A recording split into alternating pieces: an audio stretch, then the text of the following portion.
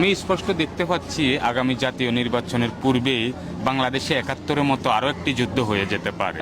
তবে যুদ্ধটি হতে পারে রাজনৈতিক প্রতিহিংসা থেকে, কারণ বাংলাদেশে ভোটারদের মধ্যে প্রায় ৮৫% ভোটার যে কোনো রাজনৈতিক দলের সাথে যুক্ত। তার মধ্যে ৬০% ভোটারে ৩টি বড় রাজনৈতিক দলের সাথে যুক্ত। ৩টি দল হলো আওয়ামী লীগ, বিএনপি এবং জামাত।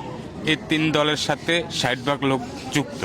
আর এই ৬০% লোকের ভিতরে সবচেয়ে বেশি প্রভাব পড়েছে ক্ষমতার নেশা এবং রাজনৈতিক প্রতিহিংসা। আর তাদের এই রাজনৈতিক প্রতিহিংসার কারণে বাংলাদেশে প্রতিহিংসার আগুনের একটা যুদ্ধ হয়ে যেতে পারে। এই কারণে আমাদের 18 কোটি মানুষের সমস্যা হতে পারে।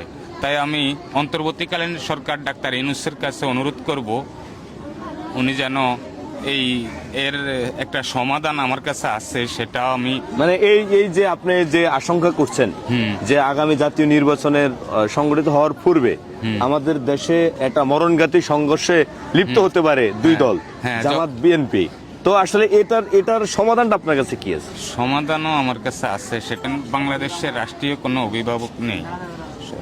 সর্বপ্রথম বাংলাদেশের লেখক, কবি, সাহিত্যিক, বিজ্ঞান, গবেষক, দার্শনিক, এই ক্যাটাগরির লোকগুলা, মানে প্রথম শ্রেণীর বুদ্ধিজীবী যারা রয়েছে, তাদেরকে খুঁজে বের করতে হবে সরকার।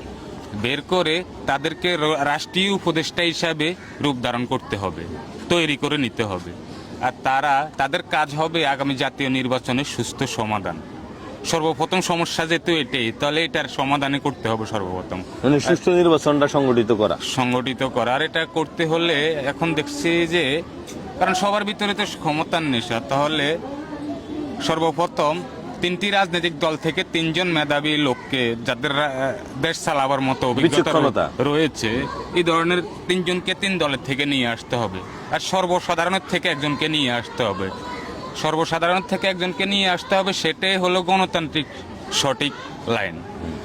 কারণ আপনি যেটা আশঙ্কা করছেন যে আগামী নির্বাচনের পূর্বে দেশে একটা বিরাজমান নৈরাজ্য অরাজকতা লেগে যেতে পারে, সেটার সমাধান হিসাবে তিনটা বৃহৎ রাজনৈতিক দলের থেকে 3 জনকে এনে এবং সাধারণ আপামর জনতার স্বীকৃতি যে কোনো একজনকে নিয়ে 4 জন বিশিষ্ট একটা কমিটি গঠন করে, 4 জনকে কমিটি করে, তারপরে তাদের মধ্যে 3টি প্রতিযোগিতা হবে। প্রথম প্রতিযোগিতা হলো তাদের হাতে কাগজ কলম দেওয়া হবে, পৃথকভাবে তারা তাদের নিজেদের প্রতিভা প্রকাশ করবে। সেখানে ওই কাগজগুলা দেখে বুদ্ধিজীবীরা 1 নম্বর, 2 নম্বর, 3 নম্বর, 4 নম্বরের স্থান নির্ধারণ করবে।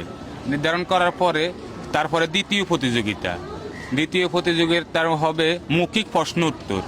তাদেরকে প্রশ্ন করা হবে আলাদাভাবে, নির্ধারিত সময়ের ভিতরে তারা সঠিক উত্তর দেবে। সেখানেও 1, 2, 3, 4 নির্ধারণ করা হবে।